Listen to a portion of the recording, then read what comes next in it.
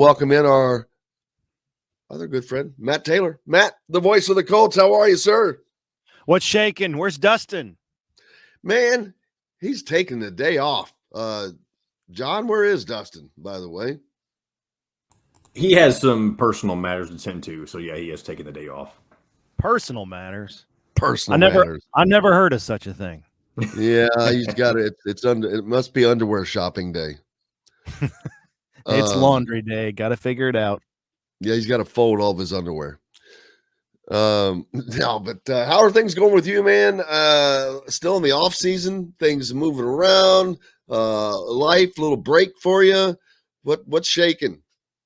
No, it's busy. We're exactly 1 week from the draft. The draft starts this time next Thursday. I guess, Thursday evening, but in terms of movers and shakers and, people trying to avoid paralysis by analysis, that's what this time of year is all about. We had the offseason workout program start on Monday. We had players back in the building, media availability, talking to players and coaches yesterday. Talked with Ryan Kelly and Danny Pinter, Kwity Paye going into year number 2. They all spoke to the media yesterday. Frank Reich as well. So it's heating up, man. The first week of a 9-week off-season workout program for the Colts has begun this week.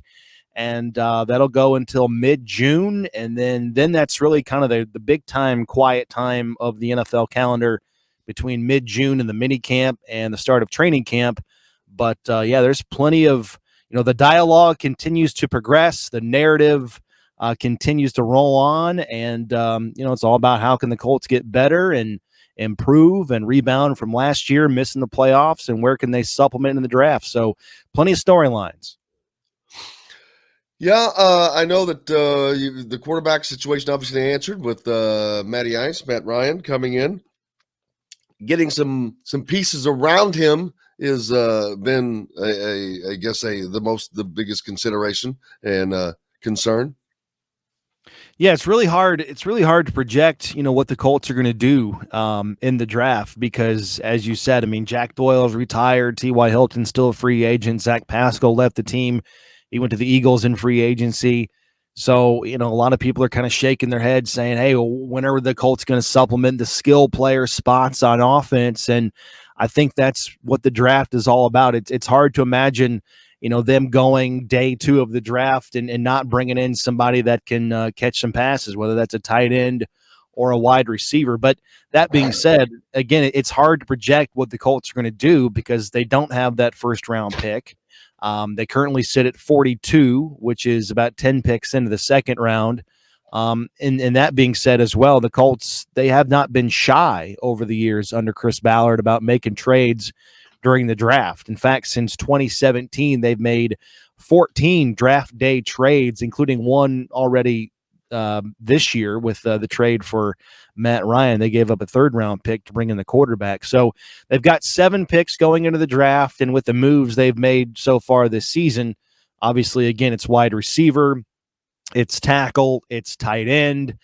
So those might be areas they address early on in the draft because receivers are aplenty in this draft, which is a good thing for the Colts.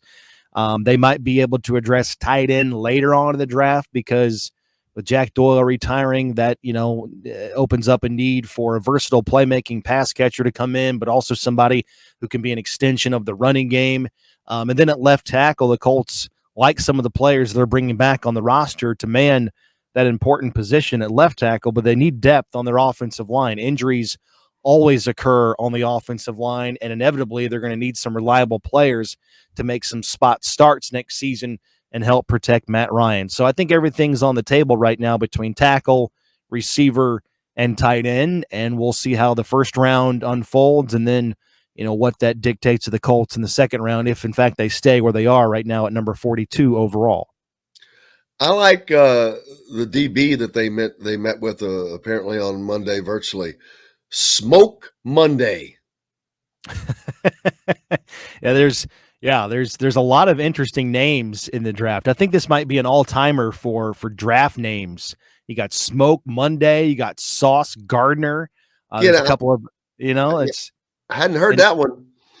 Sauce Gardner out of Cincinnati. In fact, a couple of weeks ago, he tweeted out that, he's a corner and he tweeted out that he's the best player in the draft. So I don't know if that's true, but you like his confidence, and that's why these guys get paid so much money, to sift through all the BS and deal with all the smoke screens and make their own evaluation of these guys and stack their board. And that's why, if you do this thing right, if you put in all the time and the work and all the organization in the months of February and March and early April, the draft should be easy. You should have no problems drafting, because you should have your board already stacked. And then when it's your time to pick, when you're on the clock, your cards and your board should dictate, who you go, and there shouldn't be a whole lot of deliberation. Now you might have to, like in the case of the Colts, like I just said, when you're at 42 overall, there might be a little bit of a conflict in terms of, hey, we got the second best or third best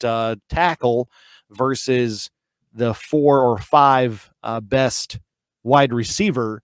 And then it's kind of like a Cincinnati equation last year, right? They were picking high in the draft, and they had a decision to make on Penei Sewell, offensive tackle out of Oregon, versus Jamar Chase out of LSU. Obviously, we all know they went with Chase, and I think that has sort of set a precedent on, hey, would the Bengals have been in the Super Bowl without Jamar Chase? I mean, absolutely not, right? So it's the playmaking wide receiver versus the stud offensive tackle. Now, it's not as easy as that every single time, but in the case of the Colts, since they do need help and depth in both areas, they will have a decision to make, because I think there's going to be viable candidates to draft at both spots when they're on the clock, first overall, or 42nd overall, I should say, with their first pick in the second round.